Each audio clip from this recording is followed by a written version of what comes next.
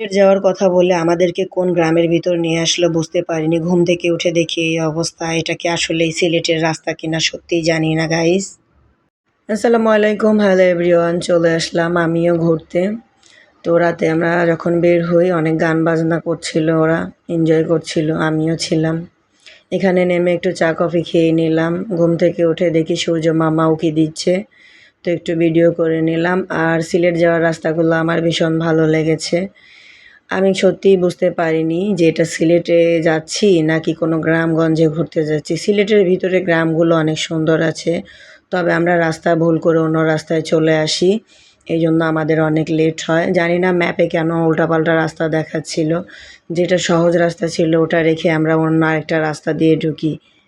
সেখান থেকে চলে আসলাম। এখানে এসে দেখি এত সুন্দর সুন্দর পাহাড় আর চা বাগান, এত ভালো লাগছিল। হাজারো মন খারাপের মধ্যে একটু স্বস্তি পেলাম, ভালো লাগলো। তারপরে আমরা চলে আসলাম জাফলং। জাফলং এন্ট্রি নেওয়ার সঙ্গে সঙ্গে ভাই আপনারা ওয়েট করেন, দেখেন এত সুন্দর একটা ভিউ। পাহাড়ের উপর মেঘ ভাসছে, ওটা কিন্তু ইন্ডিয়া ভাই, এটা ইন্ডিয়া, এটা বাংলাদেশ।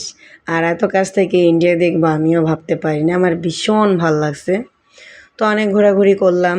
এখানে এসে আমি অনেক কিছু কেনাকাটা করলাম। এই জুসটা নিয়েছিলাম খেয়ে দেখার জন্য। তো ম্যাঙ্গোটা ভালো লাগছে, বেদেনারটা ভালো লাগেনি, টেস্ট ছিল না।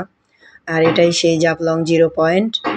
আর বা আমি বের হয়ে চলে যাওয়ার সময় দেখি আশেপাশে অনেক পাহাড়, আর পাহাড় থেকে এত সুন্দর ঝর্ণা দেখা যাচ্ছে।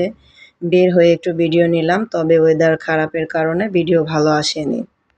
এটা হচ্ছে শাহপরান মাজার। এখানে এসে দেখলাম অনেক কিছু। তো এই জায়গাটা আমার একদম পছন্দ হয়নি। এখানে অনেক ময়লা আবর্জনা ছিল, আগরবাতি, মোমবাতি, বাচ্চারা মুখে দিচ্ছিল, খেলছিল। এই সাইডটা অনেক নোংরা। এখানে নাকি কবর আছে একটা নায়কের, শুনেছিলাম। তো আসলে আমি ওখানে যেতে পারিনি, মেয়েদের অ্যালাউ নেই। আর এখানে এদের টাকা দিতে এসে আমি তো পুরোই পাগল হয়ে গেছি, কাকে দেবো আর কাকে দিব না। ভিতরে এসে দেখি এখানে নামাজের জায়গা আছে, একটা গার্ড আমাকে দেখিয়ে দিল। আমি বাইরে দাঁড়াইছিলাম গরমে। তো এখানে এসে একটু রেস্ট নিলাম, বসেছিলাম। অনেকেই নামাজ পড়ছিল, দোয়া করছিল, অনেকে অনেক কান্নাকাটি করছিল। আমি আসলে নামাজ পড়তে পারিনি। আমি আসলে সেই প্রস্তুতি নিয়ে যাইনি, একদিনের ট্যুরে গিয়েছিলাম। আমি জানতামও না যে এখানে এরকম পরিস্থিতি। তো যাই হোক, চলে আসলাম শাহজালাল মাজারের সামনে। পিছনে মাজারটা, আমি এখানে একটু গাড়িতে বসেছিলাম, অনেক গরম ছিল। তারপরে আমি বোরকাটা পরে নিলাম আর একটু রেস্ট নিলাম। এখানে অনেক ঘোরাঘুরি করে আমি ক্লান্ত হয়ে পড়ি একেবারেই। তো বাইরে বের হয়ে ভিউটা দেখে এত ভাল লাগছিল। দেখেছেন মাঝখানে গাড়ি রেখেছে, দুই পাশেই কিন্তু রাস্তা। আমার কাছে এই জিনিসটা ভাল লাগছে এখানকার। আর মাজারের ভিতরটা এত সুন্দর ক্লিন ছিল, এই মাজারটা ভালো লাগছে আমার, একদম পরিষ্কার ছিল, ভীষণ ভালো লাগছে। ভিতরে এসে দেখি একটা পুকুর আছে, সেখানে অনেকগুলো মাছ দেখলাম। মাছ দেখে চলে আসলাম কেনাকাটা করতে। এটাই নাকি সেই সিলেটের ঐতিহ্যবাহী হালুয়া। আমি অনেক দোকানে দেখেছি, দেখতে অনেক ভালো লাগছিল। তো আমি একটু টেস্ট করলাম। টেস্টটা আমার কাছে আহামরি একটা ভালো লাগেনি, কারণ মানে লবণ মিষ্টি এটা অনেক কম ছিল। এখান থেকে অনেক দরদাম করে আমরা অনেক কিছু কেনাকাটা করলাম। সত্যি বলতে এখানকার দোকানদাররা প্রচুর দাম চায়। অনেকগুলো চা পাতা নিলাম, তাও জিরা তো নিতে পারিনি।